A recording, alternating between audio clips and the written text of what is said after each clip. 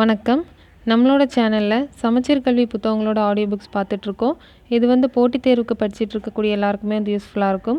அதுலேயும் குறிப்பாக போட்டித் தேர்வுக்கு படிச்சுட்டு இருக்கக்கூடிய விழி மாற்றுத்திறனாளி நண்பர்களுக்கு பயன்படணும் அப்படிங்கிறதுக்காக பார்த்துட்ருக்கோம்.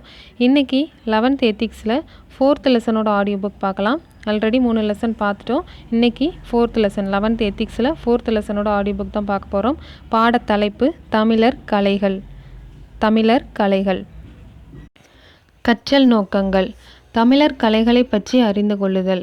கோவில் அமைப்பின் தத்துவத்தை தெரிந்து கொள்ளுதல். சிற்பக்கலையின் வகைகளை அறிந்து கொள்ளுதல். ஓவியங்களின் வாயிலாக பழங்கால செய்திகளை புரிந்து கொள்ளுதல். இசைத்தமிழின் பெருமைகளை அறியச் செய்தல். நடனக்கலையின் சிறப்புகளை தெரிந்து கொள்ளுதல். தமிழக கோயில் கலை நுட்பங்களையும் தொழில் நுணுக்கங்களையும் அறிந்து கொள்ளுதல். தமிழர்களின் வீர விளையாட்டுக்களை தெரிந்து கொள்ளுதல். அடுத்த தலைப்பு நுழைவாயில், அதாவது அறிமுகம். மனித நாகரிகத்தின் வளர்ச்சி நிலையே கலைகளின் வெளிப்பாடுகள். தமிழர் தம் உள்ளத்து உணர்வுகளை வெளிப்படுத்த கலைகள் வாயில்களாக அமைந்தன. தொடக்க நிலையில் அவர்கள் மேற்கொண்ட ஒவ்வொரு தொழிலுமே கலையாக உருவெடுத்தது. மணிமேகலை காப்பியம் கலைகளை 64 என்று குறிப்பிட்டுள்ளது. இப்பாடப்பகுதியில் கலைகள் பற்றிய அறிமுகம், அழகு கலைகளின் வகைகள், காலந்தோறும் தோன்றிய புதிய கலைகள், அவற்றை தமிழர்கள் போற்றி வளர்த்த முறைகள் முதலான செய்திகள் விளக்கமாக கூறப்படுகின்றன. கலைகள் நாட்டின் பன்முக பண்பாட்டு அடையாளங்களாக திகழ்கின்றன. மக்களின் பழக்க வழக்கம், வாழ்வியல் முறை மற்றும் பொருளாதார நிலையை வெளிப்படுத்தும் விதமாக கலைகள் அமைகின்றன. தமிழகத்தில் 64 முதன்மை கலைகள் இருந்தன. இதை ஆயக்கலைகள் 64னையும் ஏய உணர்விக்கும் என் நம்மை என்ற கம்பரின் கூற்று தெரிவிக்கின்றது. மனிதனின் வாழ்விற்கு பயன்படும் அனைத்துமே கலைகள். இவை பொதுக்கலைகள், அழகு கலைகள் என 2 வகைப்படும். காட்சி இன்பம், கேள்வி இன்பம் தருவன அழகு கலைகள். கட்டடக்கலை, சிற்பக்கலை, ஓவியக்கலை, இசைக்கலை, காவியக்கலை என அழகு கலைகளை 5ஆக வகைப்படுத்தி தமிழறிஞர் மயிலை சீனி வேங்கடசாமி கூறியுள்ளார். அழகு கலைகளை 5ஆக வகைப்படுத்தி தமிழறிஞர் மயிலை சீனி வேங்கடசாமி கூறியுள்ளார். அடுத்த தலைப்பு கட்டடக்கலை. தமிழகத்தில் உள்ள வீடு, மாளிகை, அரண்மனை, கோயில்கள் போன்றவை தமிழக கட்டடக்கலைக்கு எடுத்துக்காட்டுகளாக திகழ்கின்றன. இவற்றுள் கோயில்களை காலத்தை கடந்து தமிழரின் கட்டடக்கலைக்கு சான்றுகளாக இன்றளவும் திகழ்கின்றன. சங்ககாலம் தொட்டே முறையாக கட்டிடங்களை அழகுற அமைப்பதற்கான மனைநூல்கள் இருந்தன. இதனை நூலோர் சிறப்பின் முகில்தோய் மாடம் என்று இளங்கோவடிகள் கூறுகின்றார். அடுத்த தலைப்பு மரக்கட்டடங்கள். பழங்காலத்தில் கோயில்கள் மரத்தினால் கட்டப்பட்டன. இதற்கு சான்றாக சிதம்பரம் நடராஜர் கோயிலில் உள்ள சபாநாயகர் மண்டபத்தை இன்றும் காணலாம். மரக்கட்டடங்கள் இயற்கையினால் அழிந்துவிடும் தன்மை உடையன.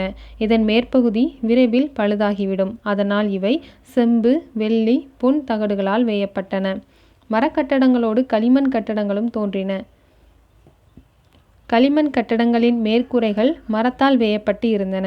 பின்னர் மரக்கட்டடங்களும் களிமண் கட்டடங்களும் சுடுமண்ணால் கட்டப்பட்ட உயர்ந்த கட்டடங்களாக மாறின.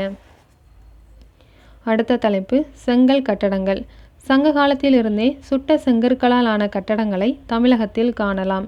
செங்கற்கோயில்கள் மரக்கோயில்களை விட உறுதியாகவும் நீடித்த தன்மை உடையனவாகவும் விளங்கின. பொது ஆண்டு 6ஆம் நூற்றாண்டிற்கு முற்பட்ட கோயில்கள் எல்லாம் செங்கல் கட்டடங்களாகவே இருந்தன. இவை மன்னர்களால் அவ்வப்போது செப்பனிடப்பட்டன. அடுத்த தலைப்பு குடைவரை கோயில்கள். பெரிய பாறையை குடைந்து உருவாக்கப்பட்டவை குடைவரை கோயில்கள் ஆகும்.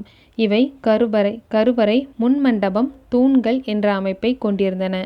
விழுப்புரம் மாவட்டத்தில் உள்ள மண்டகப்பட்டு என்னுமிடத்தில் பொது ஆண்டு 7ஆம் நூற்றாண்டில் மகேந்திரவர்ம பல்லவன் முதல் குடைவரை கோயிலை அமைத்தான். முற்கால பாண்டியர்கள் அமைத்த முதல் குடைவரை கோயில் பிள்ளையார்பட்டி குடைவரை கோயில் ஆகும். குடைவரை கோயில்கள் நீண்ட மண்டபம் போன்ற அமைப்பை பெற்றிருந்தன. எனவே மண்டப கோயில்கள்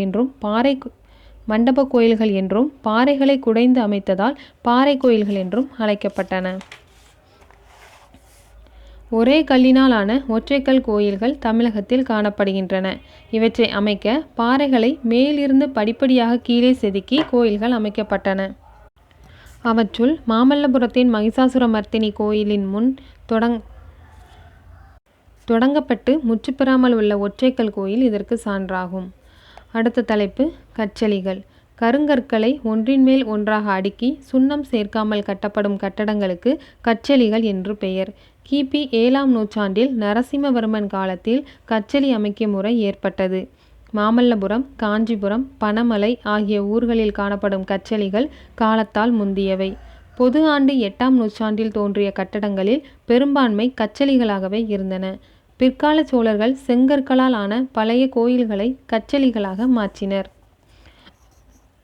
அடுத்த தலைப்பு திராவிட கட்டடக்கலை. இந்திய கோயில் கட்டடக்கலை நாகரம், வேசரம், திராவிடம் என 3 வகைப்படும். சிகரத்தின் அமைப்பானது 4 பக்கங்களையும் கொண்டு சதுரமாக அமைந்திருந்தால் அந்த விமானம் நாகரம் எனப்படும். இதுவே வட இந்திய கட்டடக்கலையாகும். சிகரம் வட்ட வடிவமாக இருப்பின் அந்த விமானம் வேசரம் எனப்படும். இவை இந்தியாவின் மத்திய பகுதியில் அமைந்துள்ள பௌத்த சமய கட்டடக்கலையாகும். சிகரமானது 8 பட்டை அமைப்புடன் இருந்தால் அந்த விமானம் திராவிடம் எனப்படும். திராவிடம் என்பது தென்னிந்திய கோயில் கட்டடக்கலை ஆகும். வடக்கே கிருஷ்ணா நதி முதல் தெற்கே குமரி வரை திராவிடக்கலை பரவியுள்ளது.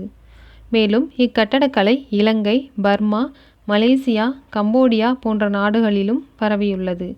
தமிழக கட்டடக்கலையை பல்லவர், பாண்டியர், சோழர், விஜயநகர நாயக்கர் ஆகியோரின் காலகட்டத்தவை என தனித்தனியாக வகைப்படுத்தலாம்.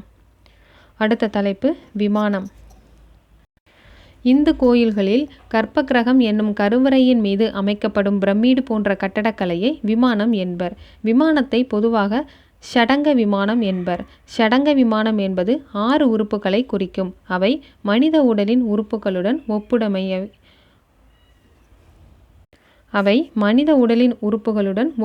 உடையவை ஆகும். அந்த 6 உறுப்புகளை கொடுத்துருக்காங்க. விமானத்தோட 6 உறுப்புகள். 1 அத்திட்டானம்.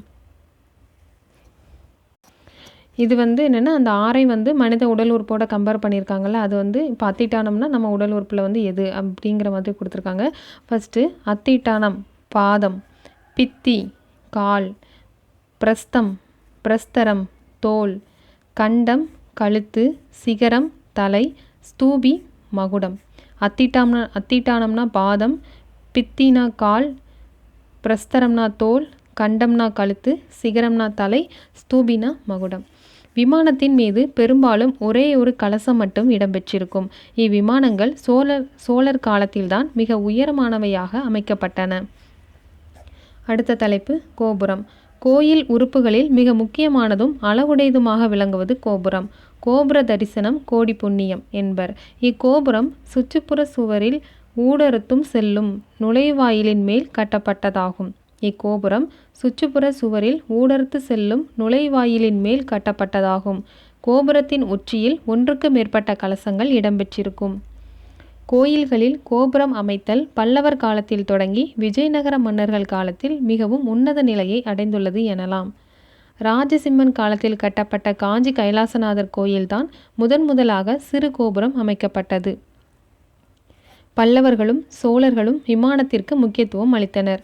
விஜயநகர மற்றும் நாயக்கர் காலத்தில் விமானங்களை சிறியனவாகவும் கோபுரங்களை பெரியனவாகவும் அமைத்தனர். கிருஷ்ணதேவராயர் ஆட்சி காலத்தில்தான் மிக உயர்ந்த கோபுரங்களை அமைக்க தொடங்கினர். இவர் காஞ்சிபுரம், திருவண்ணாமலை, சிதம்பரம் போன்ற இடங்களில் பெரிய கோபுரங்களை அமைத்தார். பிற்காலத்தில் இவை ராஜகோபுரம் என்று அழைக்கப்பட்டன. அடுத்த தலைப்பு பல்லவர் கால கட்டடக்கலை. பல்லவர்கள் காஞ்சிபுரத்தை தலைநகராக கொண்டு தமிழகத்தை 300 ஆண்டுகள் ஆட்சி புரிந்தனர். இவர்கள் மரம், சுதை, உலோகம், செங்கல் போன்ற கட்டுமான பொருட்கள் இன்றி காலத்தால் அழிக்க இயலாத குடைவரை கோயில்களை உருவாக்கினர். மண்டகப்பட்டு, பல்லாவரம், மாமண்டூர், வல்லம், மகேந்திரவாடி, சீயமங்கலம், தலவானூர், திருச்சி ஆகிய பகுதிகளில் பழமையான பல்லவர் காலத்து கோயில்கள் உள்ளன. இவற்றில் மகேந்திரவர்மன் காலத்தைச் சேர்ந்த கோயில்கள் மிகவும் தொன்மையானவை. மாமல்லபுர கடற்கரை கோயில்கள் உலக புகழ் வாய்ந்தவை. சாலுவன் குப்பத்தில் உள்ள குகை கோவிலில் வெளிமுகப்பு முழுவதும் யாளியின் முகம் செதுக்கப்பட்டுள்ளது. சாலுவன் குப்பத்தில் உள்ள குகை கோவிலில் வெளிமுகப்பு முழுவதும் யாளியின் முகம் செதுக்கப்பட்டுள்ளது. இது குகை கோவில்களின் அமைப்பிலேயே வியக்கத்தகு வடிவை உடையது. இப்பகுதி தற்காலத்தில் புலி குகை என்று அழைக்கப்படுகிறது. பல்லவர்கள் குடைவரை கோயில்கள் ஒற்றைக்கல் ரதங்கள் அமைத்ததோடு அன்றி கட்டடக் கோயில்களையும் எழுப்பியுள்ளனர். இவற்றுள் அழகும் தொன்மையும் வாய்ந்தது காஞ்சி கைலாசநாதர் கோயில். இது ராஜசிம்மனால் கட்டப்பட்டது. அடுத்த தலைப்பு பாண்டியர் கால கோவில்கள். பல்லவர்கள் தமிழகத்தின் வடபகுதியை ஆட்சி செய்து கொண்டிருந்த காலத்தில் தென்பகுதியை பாண்டியர்கள் ஆட்சி புரிந்து வந்தனர்.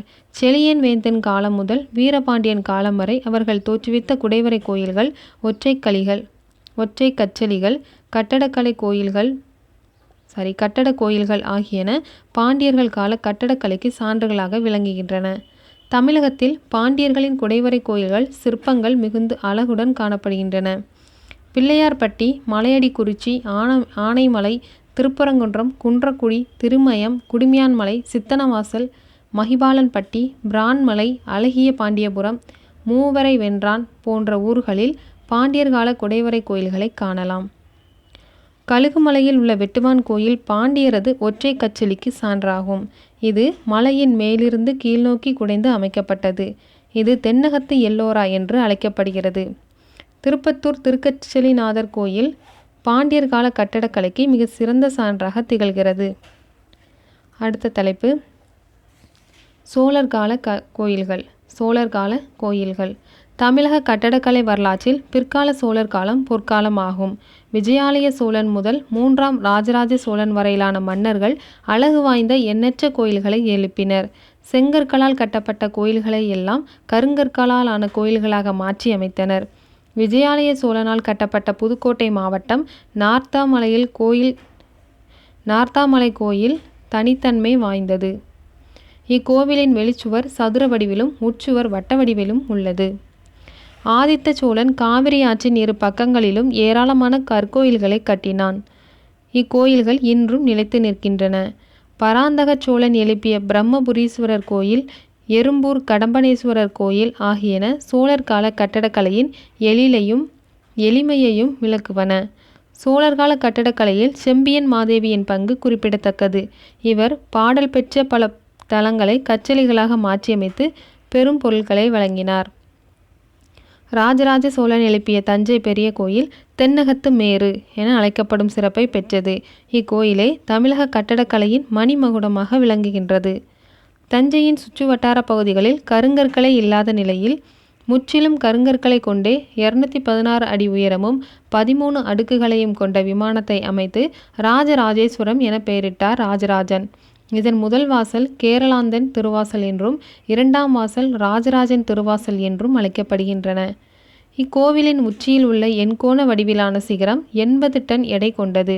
இதனை 1987ஆம் ஆண்டு ஐக்கிய நாடுகள் கல்வி, அறிவியல், பண்பாட்டு அமைப்பு UNESCO, the United Nations educational, scientific and cultural organisation உலக பாரம்பரிய சின்னமாக அறிவித்தது.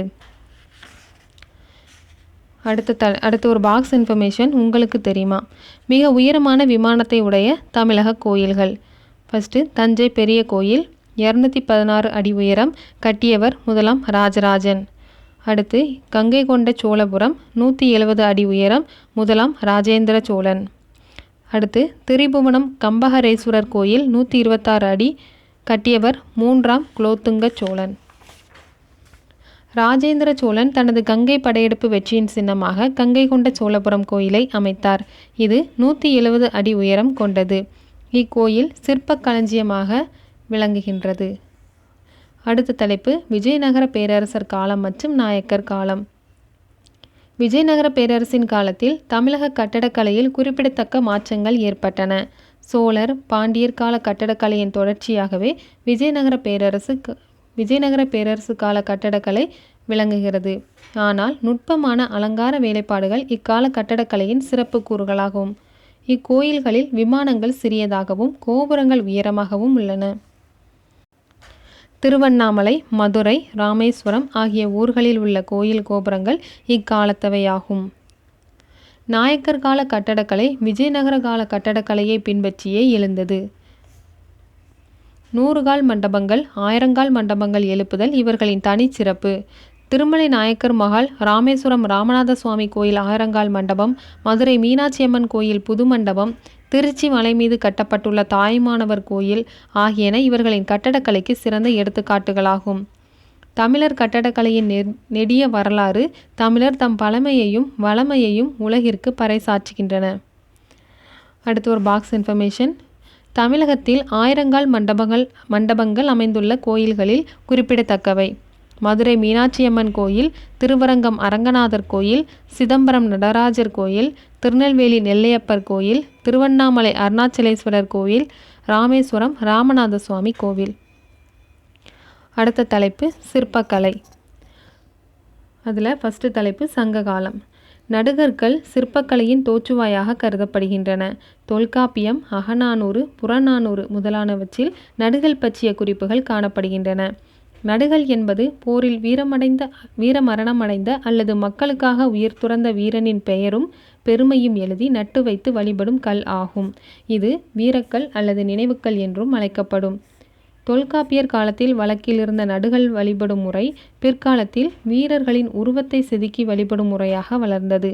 தெய்வங்களுக்கு சுதை உருவங்கள் செய்து வழிபட்டனர். இதுவே கல்லில் சிற்பம் செய்யும் கலையாக வளர்ச்சி பெற்றது. விழா காலங்களில் களிமண்ணால் விலங்குகள் மற்றும் மனிதர்களின் உருவங்களை செய்து வைத்து வழிபடுவது கதிரை எடுப்பு, உருவாரம் எனப்படும்.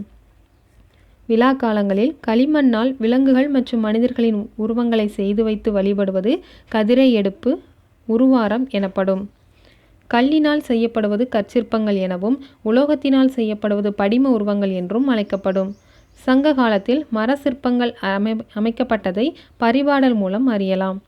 கொற்கை, அரிக்கமேடு, உறையூர் போன்ற இடங்களில் நிகழ்த்தப்பட்ட அகழாய்வுகளில் அக்கால சுடுமண் ஓடுகளும் சிற்பங்களும் கிடைத்துள்ளன. காவிரி பூம்பட்டினத்தில் இருந்த சுதை சிற்பங்களை இந்திர விழாவில் கூடிய மக்கள் கண்டு மகிழ்ந்தனர் என மணிமேகலை காப்பியம் எடுத்துரைக்கிறது. சிற்பக்கலைஞர்களை மண்ணீட்டாளர் என அழைக்கும் வழக்கம் இருந்ததை மணிமேகலையின் மூலம் அறியலாம். பொது ஆண்டு 3ஆம் நூற்றாண்டு முதல் பொது ஆண்டு 10ஆம் நூற்றாண்டு வரை தமிழகத்தில் பௌத்த சமண சமயங்கள் பரவி இருந்தன. தொடக்க காலத்தில் பௌத்தர்கள் பாத பீடிகை, தர்ம சக்கரம் முதலியவற்றை வைத்து வணங்கினர். பின்னரே புத்தர் திருவுருவங்களை வணங்கும் முறை தோன்றியது. சமண சமயத்தில் அருகப்பெருமானின் உருவத்தையும் தீர்த்தங்கரர்களின் உருவத்தையும் வணங்கினர். சமண சமயத்தில் அருகப்பெருமானின் உருவத்தையும் தீர்த்தங்கரர்களின் உருவங்களையும் வணங்கினர். அடுத்த ஒரு பாக்ஸ் இன்ஃபர்மேஷன். சுதை என்பது சுண்ணாம்பை நன்கு அரைத்து கரும்புச்சாறு, வெள்ளச்சாறு, நெல்லிக்காய்ச்சாறு முதலியவற்றை கலந்து அரைத்து வச்சிரம் போல் செய்து அதை கொண்டு உருவங்கள் செய்வது என தட்சிணாமூர்த்தி குறிப்பிடுகிறார். அடுத்த தலைப்பு சிற்பங்கள். இயற்கை உருவங்களையும் கற்பனை உருவங்களையும் வடிப்பது சிற்பக்கலை எனப்படும். கல், சுதை பிராக்கெட்டில் சுண்ணாம்பு காரை, மரம், மெழுகு, அரக்கு, தந்தம், உலோகம் ஆகியவற்றால் சிற்பங்கள் வடிக்கப்படுகின்றன. இவற்றை புடைப்பு சிற்பங்கள், தனிச்சிற்பங்கள் என வகைப்படுத்துவர். கல், மரம், சுவர், பலகை போன்றவற்றில் புடைப்பாக உருவத்தின் முன்புறம் மட்டும் தெரியும்படி அமைக்கப்படும் சிற்பம் புடைப்புச் சிற்பம் எனப்படும். ஒரு உருவத்தின் முன்புறமும் பின்புறமும் முழு வடிவமாக வடித்தல் தனிச்சிற்பம் எனப்படும். அடுத்து ஒரு பாக்ஸ் இன்ஃபர்மேஷன். தமிழகத்தில் கட்டடக்கலை மற்றும் சிற்பக்கலையை பயிற்றுவிக்கும் அரசு கல்லூரி மாமல்லபுரத்தில் உள்ளது. தமிழ்நாட்டு சிற்பக்கலை கோயில்களை அடிப்படையாக கொண்டு வளர்த்தெடுக்கப்பட்டது. தொடக்க கால சிற்பங்கள் மரத்தினாலும் சுதையினாலும் செய்யப்பட்டவை. இப்பொழுதும் அத்தகைய சிற்பங்களை காணலாம். எடுத்துக்காட்டாக சுந்தர வரதராஜ பெருமாள் கோயிலில் உள்ள கடவுள் உருவங்கள் மரத்தால் செய்யப்பட்டவையாக உள்ளன. திருவல்லிக்கேணி பார்த்தசாரதி பெருமாள், காஞ்சி பாண்டவ தூத பெருமாள் முதலிய உருவங்கள் சுதையினால் செய்யப்பட்டவை. கல்லினால் சிற்பம் அமைக்கும் முறை பல்லவர் காலத்திலும், உலோகத்தினால் சிற்பம் அமைக்கும் முறை பிற்கால சோழர் காலத்திலும் பின்பற்றப்பட்டன. அடுத்த தலைப்பு பிரதிமைகள். தனிப்பட்ட ஒருவரின் உருவ அமைப்பை உள்ளவாறே அமைப்பது பிரதிமைகள் எனப்படும். பிரதிமை உருவங்களில் பழமையானது பல்லவ அரசர் உருவங்கள் ஆகும். உலோகங்களினால் பிரதிமைகள் அமைக்கும் வழக்கம் சோழர் காலத்தில் தோன்றியது. அடுத்த தலைப்பு பல்லவர் காலம். பல்லவர் காலம் கோயில் சிற்பக்கலையின் தொடக்க காலம் எனலாம். பல்லவ மன்னன் முதலாம் மகேந்திரவர்மன் காலத்து கோயில்களில் உள்ள துவாரபாலகர்கள் என்று அழைக்கப்படும் வாயிற்காவலர்களின் உருவங்கள் புடைப்புச் சிற்பங்களாக உள்ளன. இவையே தமிழகத்தில் காணப்படும் முதல் கற்சிற்பங்கள் ஆகும். இவர் தொடக்க காலத்தில் வாயிற்காவலர்களின் சிற்பங்கள் மட்டுமே கற்களால் உருவாக்கப்பட்டவை. கருவறையில் உள்ள சிற்பங்கள் மரத்தாலோ சுதையாலோ செய்யப்பட்டிருந்தன. பல்லவர் காலத்தில் கடவுள் போலவே அரசன் அரசி உருவங்களையும் உயரமாக செதுக்கும் வழக்கம் இருந்தது. மாமல்லபுரத்தில் கோவர்த்தன மலை மண்டபத்தின் அருகில் 96 அடி அகலமும் 43 அடி உயரமும் கொண்ட பாறை உள்ளது. இப்பாறையின் இடையில் இயற்கையாகவே கீழ்நோக்கிய பள்ளம் காணப்படுகிறது. சிற்பிகள் இந்த இயற்கையான வடிவமைப்பை பயன்படுத்தி தம் கற்பனையையும் கலந்து பகீரதன் தவம் என்ற சிற்ப தொகுதியாக வடிவமைத்துள்ளனர். கங்கை பூமிக்கு வர பகீரதன் சிவபெருமானை நோக்கி தவமிருக்கும் காட்சியும் அந்த தவத்தின் பயனாக கங்கை பூமிக்கு வரும் நிகழ்வையும் அப்பாறை பகுதியில் வடிவமைத்துள்ளனர். இவர்கள் காலத்தில் புராண செய்திகளை சிற்பங்களாக வடிவமைத்துள்ளனர். நாமக்கல்லில் உள்ள மலைக்கோட்டையின் இருபுறமும் மகேந்திரவர்மன் காலத்து குடைவரை கோயில்கள் காணப்படுகின்றன. மலையின் கிழக்கு பகுதியில் பள்ளிகொண்ட பெருமாள் கோயிலும் மேற்கு பகுதியில் நரசிம்ம பெருமாள் கோயிலும் உள்ளன. ஒரே மலையில் 2 குடைவரை கோயில்கள் அமைக்கப்பட்டுள்ளமை இதன் சிறப்பம்சமாகும். இதன் சிற்பங்கள் நுண்ணிய வேலைப்பாட்டுடன் கூடியவை. இங்கு திருமாலின் 10 அவதாரங்களும் சிற்பங்களாக செதுக்கப்பட்டுள்ளன. பல்லவர்கள் காலத்து ஒற்றைக்கல் ரதங்கள், கோயில் சிற்பங்கள் போன்றவை தனித்துவமானவையாக உள்ளன. அடுத்த ஒரு பாக்ஸ் இன்ஃபர்மேஷன். ஆந்திராவில் உள்ள அனந்தபூர் மாவட்டத்தில் லெபாஷி என்ற ஊரில் உள்ள நந்தி சிற்பம் ஒரே கல்லால் வடிக்கப்பட்டுள்ளது. இதுவே உலகின் மிகப்பெரிய நந்தியாகும். அடுத்த தலைப்பு சோழர் காலம். பல்லவர் கால சிற்பங்களின் வளர்ச்சியுற்ற நிலையே சோழர் கால சிற்பங்களாக இருந்தன. பல்லவர் காலத்தில் தாழ்ந்த புடைப்பு சிற்பங்களாக அமைக்கப்பட்டிருந்தவை சோழர் காலத்தில் உயர்ந்த புடைப்பு சிற்பங்களாகவும் முழு உருவச் சிற்பங்களாகவும் அமைக்கப்பட்டன. சோழர் காலத்தில் இச்சிற்பக்கலை உயர்ந்த நிலையை அடைந்தது. இக்காலகட்டத்தில் தமிழகத்தில் மட்டுமன்றி கஜுராஹோ, உதயபுரி, புவனேஸ்வர் ஆகிய பகுதிகளிலும் சிற்பக்கலை வளர்ந்த நிலையில் இருந்தது. உயரமான மகுடங்கள், மெல்லிய நெடிய உடலமைப்பு போன்றவை சோழர் கால சிற்பங்களின் சிறப்பாகும். பிற்கால சோழர்களின் சிற்பங்களில் அணிகலன்களும் அலங்காரங்களும் மிகுந்து காணப்பட்டன. மேலும் வட்டமான முக அமைப்பும் சற்று தடித்தும் குட்டையானதுமான உடல் அமைப்புகளுடனும் சிற்பங்கள் காணப்பட்டன. ராஜராஜ சோழன் எழுப்பிய தஞ்சை பிரகதீஸ்வரர் கோயிலின் தெற்கு நோக்கிய வாயிலின் கீழ்ப்புறம் புத்தரின் சிற்பமும் இக்கோவிலின் விமானத்தின் வலப்பக்கம் சமணர் உருவங்களும் உள்ளன. இக்கோயிலின் நந்தி சிற்பம் இந்தியாவில் உள்ள நந்தி சிற்பங்களில் 2வது பெரிய சிற்பமாகும். இதன் உயரம் 12 அடி, நீளம் 19.5 அடி, அகலம் 8.25 அடியாகும். 2ஆம் ராஜராஜன் கட்டிய தாராசுரம் கோயிலில் நாயன்மார்களின் வாழ்க்கையை குறிக்கும் 90 சிற்பங்கள் உள்ளன. அடுத்த தலைப்பு செப்பு திருமேனிகள். தமிழர்கள் உலகத்திற்கு வழங்கிய நன்கொடை செப்பு திருமேனிகள். சங்க காலத்திலும் உலோக சிற்பங்கள் இருந்திருக்கலாம் என்ற செய்தியை மதுரை காஞ்சி, குறுந்தொகை, பட்டினப்பாலை போன்ற இலக்கியங்களின் வாயிலாக அறியலாம். இருப்பினும் சோழர் காலமே உலோக சிற்பங்கள் அல்லது செப்பு திருமேனிகளின் பொற்காலம். விஜயாலயன், பராந்தகன், செம்பியன் மாதேவி, முதலாம் ராஜராஜன் ஆகியோரது காலத்தில் செப்பு திருமேனிகளின் வளர்ச்சிக்கு முக்கியத்துவம் கொடுக்கப்பட்டது. சோழர் கால செப்பு திருமேனிகளுள் நடராஜர் சிலை உலக புகழ் வாய்ந்தது. சோழ அரசர்களும் அவர்களது குடும்பத்தாரும் கோயில்களுக்கு செப்பு திருமேனிகளை கொடையாக கொடுத்த செய்திகளை கல்வெட்டுகளிலும் செப்பேடுகளிலும் காணலாம். பிற்கால பாண்டியர்களின் சிற்பக்கலை என்பது சோழர்கால சிற்பக்கலையின் தொடர்ச்சியாகவே இருந்தது. இவர்கள் கோயில்களின் வெளிப்புற சுவர்களையும் சிற்பங்களையும் செம்மைப்படுத்துவதிலும் கவனம் செலுத்தினர். அடுத்த தலைப்பு விஜயநகர மற்றும் நாயக்கர் காலம். விஜயநகர மன்னர்கள் கட்டடக்கலையில் கொண்டிருந்த ஆர்வம் சிற்பக்கலையிலும் வெளிப்பட்டது. கோபுரங்களிலும் கோயில் விமானங்களிலும் ஏராளமான சிற்பங்களை அமைத்தனர். உயர்ந்த தூண்களை உடைய மண்டபங்கள் அமைத்தல், மண்டபங்களின் தூண்களில் யாளி, குதிரை, மனித உருவங்கள், புராண தொன்மங்களை விளக்கும் சிற்பங்கள் போன்றவை விஜயநகர நாயக்கர் கால சிற்பங்களின் தனித்தன்மை. இவர்கள் கால சிற்பங்கள் இரும்பில் வார்த்தது போன்ற உறுதி உடையவை. விஜயநகர சிற்பங்கள் மூக்கு கூர்மையானதாகவும் வயிறு வட்டமானதாகவும் இருக்கும். மனித உருவ சிற்பங்களில் அணிகலன்கள் செதுக்கப்பட்டுள்ளன. இவர்களின் ஆட்சி காலத்திற்கு பிறகே கோயில்களில் சிற்பங்கள் அதிக அளவில் அமைக்கும் வழக்கம் ஏற்பட்டது. வேட்டையாடுதல், கோலாட்டம், பாம்பாட்டி நடனம் போன்ற சிற்பங்களை கோயில்களில் இடம்பெறச் செய்தல் இவர்களது கால வழக்கமாக இருந்தது. இத்தகைய சிற்பங்களை மதுரை மீனாட்சியம்மன் கோயில், ராமேஸ்வரம் ராமநாத சுவாமி கோவில் போன்ற இடங்களில் காணலாம். தற்காலத்தில் மெழுகு, மணல், கண்ணாடி போன்றவற்றினாலும் சிற்பங்கள் அமைக்கப்படுகின்றன. அடுத்த தலைப்பு ஓவியக்கலை. கட்டடக்கலையும் சிற்பக்கலையும் போன்றே ஓவியக்கலையும் கண்ணால் கண்டு மகிழத்தக்க கலையாகும். அழகினை பாராட்ட புலவர்கள் ஓவியத்தை உவமையாக கூறுவர். ஓவியக்கலை தொன்மையான வரலாற்றினை உடையது. இயற்கையோடு கலந்து வாழ்ந்த மக்கள் தங்கள் கண்ட காட்சியினையும் வேட்டை காட்சிகளையும் மறைந்து மகிழ்ந்தனர். தொல்பொருள் ஆய்வில் கண்டெடுக்கப்பட்ட மண்பாண்டங்களின் மேல் எழுத்துக்களும் பல உருவங்களும் காணப்படுகின்றன. தொடக்க காலத்தில் ஓவிய எழுத்துக்களை வழக்கில் இருந்தன. ஒவ்வு என்ற வினைச்சொல்லில் இருந்து தோன்றியதே ஓவியம். ஒவ்வு என்பதற்கு ஒன்றை பற்று அல்லது ஒன்றை போலவே இருத்தல் என்று பொருள். இச்சொல்லிலிருந்து தோன்றிய ஒவ்வு போன்ற சொற்கள் ஓவியத்தை குறிக்கின்றன. தான் கண்ட காட்சியை அப்படியே வரைவது காட்சி ஓவியம். மனதில் கற்பனை செய்வதை வரைதல் கற்பனை ஓவியம் ஆகும். பழங்கால மனிதர் சொற்களை அறியும் முன்பே தம் எண்ணங்களை காட்சிகளாக உணர்த்த கற்றுக்கொண்டனர். தமக்கு மகிழ்வளித்த வேட்டை காட்சிகளையும் பிறவற்றையும் ஓவியங்களாக குகைகளில் தீட்டியுள்ளனர்.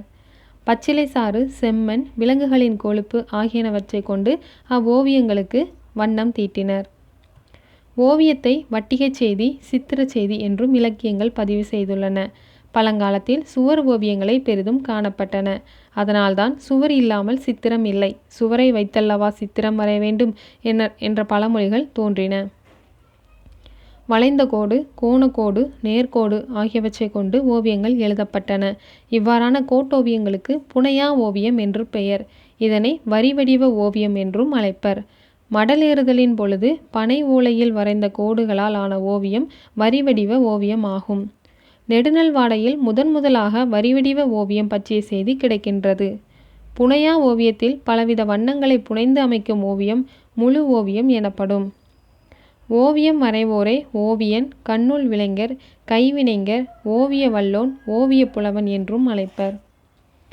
காவிரி பூம்பட்டினம், அரிக்கமேடு, காஞ்சிபுரம், செங்கம் முதலிய பகுதிகளில் நடந்த அகழாய்வுகளில் கிடைத்த காசுகள், ஓடுகள் முதலியவற்றின் மீது காணப்படும் புடைப்பு ஓவியங்களை கொண்டு தொன்மைக்கால மக்களின் ஓவியத்திறனை உணரலாம். கீழடியில் நடத்தப்பட்ட அகழாய்வில் கருப்பு சிவப்பு வண்ணம் தீட்டப்பட்ட பானைகள் கிடைத்துள்ளன. மக்கள் கூட்டத்தை காட்டும் ஓவியங்கள் பிரதிமை என அழைக்கப்படுகின்றன. தெய்வ வடிவங்களை காட்டும் ஓவியங்கள் படிமை எனப்படுகின்றன. அரண்மனைகள், மாளிகைகள், கோயில்கள், பெரிய வீடுகள் போன்றவற்றின் சுவர்களில் சித்திரங்கள் வரையப்பட்டன. மேலும் வெண்மையான சுதை பூசப்பட்ட சுவர்களில் சிவப்பு அல்லது கருப்பு வண்ணத்தால் கோட்டோவியங்கள் வரையப்பட்டன. இவற்றின் மேல் பல வண்ணங்கள் தீட்டும் வழக்கம் இருந்தது. தொல்காப்பியத்தில் ஓவியம் பற்றிய செய்தி கூறப்பட்டுள்ளது. போரில் விழுப்புண் பட்டு இறந்த வீரனுக்கு நடுகல் வைக்கப்பட்டது. நடுகல்லில் அவ்வீரனின் உருவத்தை செதுக்கும் முன்பே ஓவியமாக வரைந்து கொள்வர். அவ்வோவியத்தை பார்த்து கல்லில் செதுக்குவர். எழுத்து என்ற சொல்லுக்கு ஓவியம் என்றே பொருள் கொள்வர். பண்டைய தமிழ் மன்னர்கள் ஓவியம் தீட்டுவதற்காக தங்கள் அரண்மனைகளிலும் கோயில்களிலும் ஓவிய மாடம் என்ற தனிப்பகுதியை அமைத்தனர். இச்செய்தியினை இலக்கியங்கள் மூலம் அறியலாம். தலையாலங்கானத்து செருவென்ற பாண்டிய நெடுஞ்செழியன் அரண்மனையில் சித்திர மண்டபம் இருந்ததை நெடுநல் வாடையில் நக்கீரர் குறிப்பிடுகிறார். சங்க காலத்திற்கு பின் பல்லவர் காலத்தில் கலைகள் தலைத்தோங்கின. பனமலை, காஞ்சிபுரம், திருமலைபுரம் ஆகிய இடங்களில் காணப்பட்ட ஓவியங்கள் பல்லவர் கால திறனை காட்டுவனவாக அமைந்துள்ளன. தஞ்சையில் வரையப்பட்டுள்ள சிவபெருமான், நாட்டியமாடும் பெண்கள், சேரமான் பெருமாள் நாயனார், ராஜராஜன், கருவூர் தேவர் ஓவியங்கள் சோழர் காலத்தவை ஆகும். தஞ்சையில் வரையப்பட்டுள்ள சிவபெருமான், நாட்டியமாடும் பெண்கள், சேரமான் பெருமாள் நாயனார், ராஜராஜன், கருவூர் தேவர் ஓவியங்கள் சோழர் காலத்தவை ஆகும். விஜயநகர காலத்து ஓவியங்களை தமிழகத்தின் பல பகுதிகளிலும் காண முடிகிறது. அடுத்த தலைப்பு பாறை ஓவியங்கள். தமிழகத்தில் கண்டறியப்பட்ட பாறை ஓவியங்கள் இந்நிலப்பகுதியின் தொன்மையை குறிக்கும் சான்றுகளாக அமைகின்றன. இவை மக்களின் கலை ஈடுபாடு, சமூக வாழ்க்கை போன்றவற்றை அறிந்து கொள்ள உறுதுணையாக உள்ளன. மலைப்பாறைகளை குடைந்து அமைத்த குகை சுவர்களின் மேல் ஓவியங்கள் வரையப்பட்டன. இக்குகைகளின் சுவர்கள் கரடு முரடாக இருந்தபடியால் உமி, சாணம், களிமண் முதலான பொருட்களை கொண்டு பதப்படுத்திய சுதையை சுவர்களின் மேல் பூசினார்கள். பின்னர் அச்சுதை பூச்சின் மேல் ஓவியங்கள் வரையப்பட்டன. பல்லவ மன்னன் மகேந்திரவர்மன் பல குகை கோயில்களை அமைத்தான். அக்குகை கோவில் சுவர்களில் சித்திரங்களை எழுத்து வைத்தான். அவனே ஓவியக்கலையை பயின்றவன் என்பதை சித்திரக்கார புலி என்ற அவன் பட்டப்பெயரின் மூலம் அறியலாம். தருமபுரி மாவட்டத்தைச் சேர்ந்த மல்லபாடியில் சென்னை பல்கலைக்கழக தொல்லியல் துறையினரால் கண்டுபிடிக்கப்பட்ட பாறை ஓவியம் முக்கியமான ஒரு கண்டுபிடிப்பாக அமைந்தது. இதனைத் தொடர்ந்து தமிழ்நாட்டின் பல இடங்களில் பாறை ஓவியங்கள் கண்டுபிடிக்கப்பட்டுள்ளன. அடுத்த தலைப்பு சித்தனவாசல் குகை ஓவியங்கள். தமிழகத்தின் புதுக்கோட்டை மாவட்டத்தில் உள்ள சித்தனவாசலில் அமைந்துள்ள குகை ஓவியங்கள் புகழ் வாய்ந்தவை. இவை பொது ஆண்டு 7ஆம் மற்றும் 8ஆம் நூற்றாண்டை சேர்ந்த சமணர் காலத்து ஓவியங்கள். இவ்வோவியங்கள் மூலிகைகளால் ஆன வண்ணங்களை கொண்டவை. சித்தனவாசலின் 7 அடி பட்டம் பகுதியின் மேல்கூரை பகுதியிலும் ஓவியங்கள் காணப்படுகின்றன. அடுத்த தலைப்பு சுவர் ஓவியங்கள். இலக்கியங்கள் சுவர் ஓவியங்களை பற்றி பெரிதும் பேசுகின்றன. உதயனின் பள்ளியறை சுவர் ஓவியம் பற்றியும் கோப்பெருந்தேவியின் பள்ளியறை சுவர் ஓவியங்கள் பற்றியும் இலக்கியங்களில் காணலாம். பாண்டியன் நன்மாறன் தனது சித்திர மாடத்தில் இருந்தபொழுது உயிர் துறந்தமையால் பாண்டியன் சித்திர மாடத்துஞ்சிய நன்மாறன் என அழைக்கப்பட்டதை புறநானூற்றில் மாங்குடி மருதனார் குறிப்பிடுகிறார். நக்கீரரும் தமது நெடுநல்வாடையில் பாண்டியனின் சித்திர மாடத்தை பற்றி கூறுகிறார். திருப்பரங்குன்ற கோயில் மண்டபத்தில் எழுதொழில் அம்பலம் என்ற பெயரில் ஓவியச்சாலை இருந்த செய்தியினை பரிபாடலின் மூலம் அறியலாம்.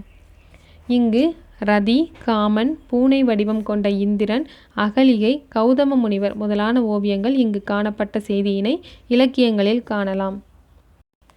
இந்த எழுதொழில் அம்பலம் பிற்காலத்தில் அழிந்தது. உதயணனின் பள்ளியறை சுவர்களில் ஓவியங்கள் வரையப்பட்டிருந்த காட்சியை பெருங்கதையில் காணலாம். திருச்சி மாவட்டத்தின் திருவெரும்பூர் கோயிலில் காணப்பட்ட சித்திரக்கூடம் பற்றி செப்பேடுகள் கூறுகின்றன. இவை மட்டுமின்றி செல்வந்தர் வீட்டின் சுவர்களில் ஓவியங்கள் தீட்டப்பட்டிருந்தன. புத்து தவ சாலைகள் மற்றும் கோவலனின் தந்தை மாசத்துவான் தவமியற்றிய சாலைகளிலும் ஓவியங்கள் தீட்டப்பட்டிருந்த செய்தியினை மணிமேகலை கூறுகிறது. அடுத்த தலைப்பு துகில் ஓவியம். படம் என்ற சொல் படாம் என்ற சொல்லிலிருந்து தோன்றியது. படாம் என்பதற்கு துணி என்று பொருள். பழங்காலத்தில் துணிகளில் ஓவியங்களை வரைந்தார்கள். அவற்றிற்கு சித்திரப்படாம், சித்திரத்திரை என்று பெயர். சித்திரம் எழுதும் கோலுக்கு துகிலிகை என்று பெயர். மணிமேகலையில் சீத்தலை சாத்தனார் காவிரி பூம்பட்டினத்து உவவனம் என்னும் சோலையின் காட்சி சித்திரப்படாம் போன்று அழகுடன் காணப்பட்டது என்கிறார்.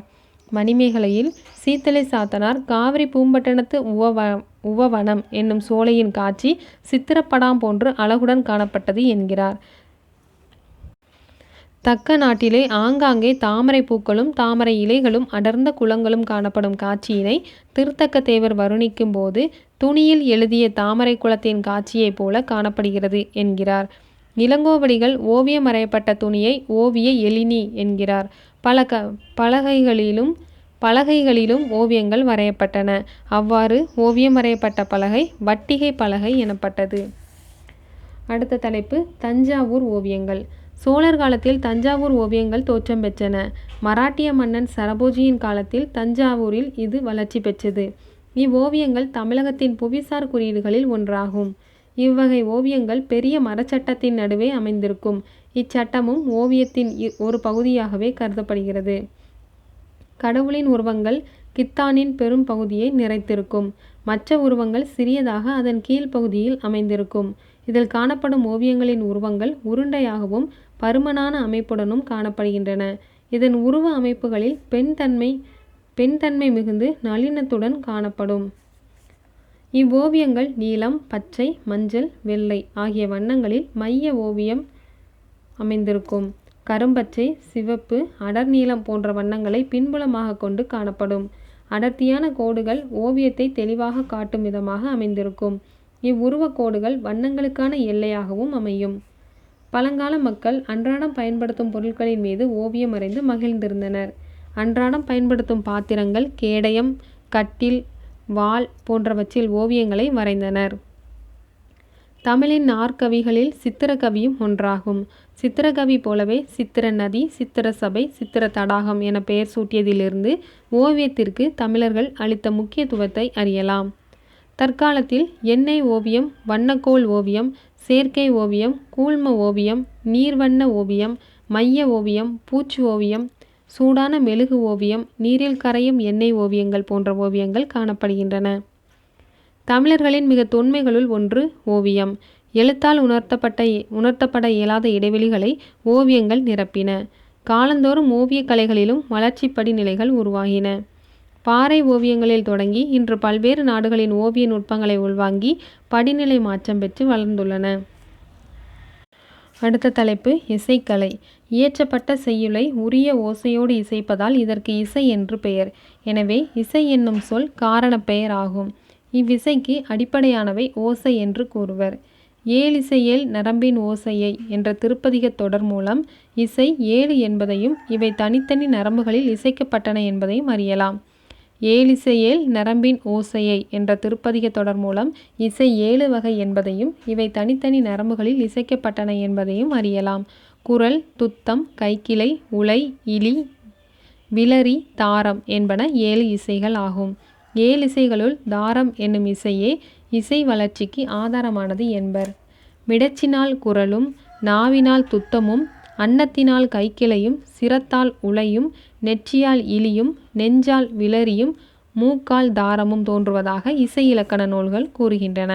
இவ்விசைகள் படிப்படியாக மேல் உயர்ந்து செல்லும் இசை நிரலை ஆரோசை எனவும் தாழ்ந்து செல்லும் இசை நிரலை அமரோசை எனவும் சேக்கிழார் குறிப்பிடுகிறார். ஆரோசை, அமரோசை ஆகியவற்றை இக்காலத்தில் ஆரோகணம், அவரோகணம் என்பர். அடுத்த தலைப்பு இசைக்கருவிகள். இசைக்கு உரிய கருவிகளை தோல் கருவிகள், துளைக்கருவிகள், நரம்பு கருவிகள், கஞ்சக்கருவிகள் என வகைப்படுத்துவர். பண்டைய நாளில் வாழ்ந்த இசைக்கலைஞர்கள் குழலையும் யாழையும் கொண்டே 7 இசை திறங்களை இசைத்துள்ளனர். இவை தனி சிறப்புடையதாக கருதப்பட்டதை குழலினிது யாழினிது என்ப என்ற வள்ளுவரின் தொடர் மூலம் அறியலாம். இசைக்கலைஞர்கள் துளைக்கருவிகளில் தொன்மையானது குழலே ஆகும். இது புல்வகையாகிய மூங்கிலில் செய்யப்பட்டதால் வேய்ங்குழல் என்றும் புல்லாங்குழல் என்றும் அழைக்கப்பட்டது. முற்காலத்தில் மூங்கிலிலும் சந்தனம், கருங்காலி, செங்காலி ஆகிய மரங்களிலும் வெண்கலத்திலும் செய்யப்பட்டது. வேய்ங்குழல் முல்லை நிலத்தவரின் முதன்மை இசைக்கருவியாக விளங்கியது. வில் நாணின் ஓசையை கேட்டு அதன் இசை நுட்பத்தை உணர்ந்து நாணின் நீளத்தை கூட்டியும் குறைத்தும் பல்வேறு இசை ஒலிகளை உருவாக்கினர். வில்நாணின் ஓசையை கேட்டு அதன் இசை நுட்பத்தை உணர்ந்து நாணின் நீளத்தை கூட்டியும் குறைத்தும் பல்வேறு இசை ஒலிகளை உருவாக்கினர். இவ்வாறு இசைகளை தரும் வில் பலவற்றை ஒன்றாக இணைத்து அமைக்கப்பட்ட நரம்பு கருவியே வில் யாழ் ஆகும். ஆநிரைகளை மேய்க்கும் ஒருவன் குமிழ மரக் கொம்புகளை வில்லாக வளைத்து அதில் மரல் நாரினை நரம்பாக கட்டி வில் யாழ் அமைத்து குறிஞ்சி பண்ணை வாசித்தான் என்று பெரும்பாணாற்றுப்படை கூறுகிறது. ஆநிரைகளை மேய்க்கும் ஒருவன் குமிழ மரக் கொம்புகளை வில்லாக வளைத்து அதில் மரல் நாரினை நரம்பாக கட்டி வில் யாழ் அமைத்து குறிஞ்சி பண்ணை வாசித்தான் என்று பெரும்பாணாற்றுப்படை குறிப்பிடுகிறது. இந்த வில் யாழை அடிப்படையாக கொண்டு பேரியாழ், மகரயாழ், சகோடையாழ், செங்கோட்டியாழ் ஆகியவையும் பெருங்களம் என்னும் ஆதியாழும் அமைக்கப்பெற்றன. தொல்காப்பியர் கூறும் தோல் இசைக்கருவிகளில் ஒன்று பறை. தோல் இசைக்கருவிகளின் தாயாகவும் கருதப்படுகிறது. பேரிகை, படகம், எடக்கை, உடுக்கை, மத்தளம், சிறுபறை, பெரும்பறை, நாளிகைப்பறை என தோல் கருவிகள் 30 உள்ளதாக அடியாருக்கு நல்லார் உரை கூறுகிறது.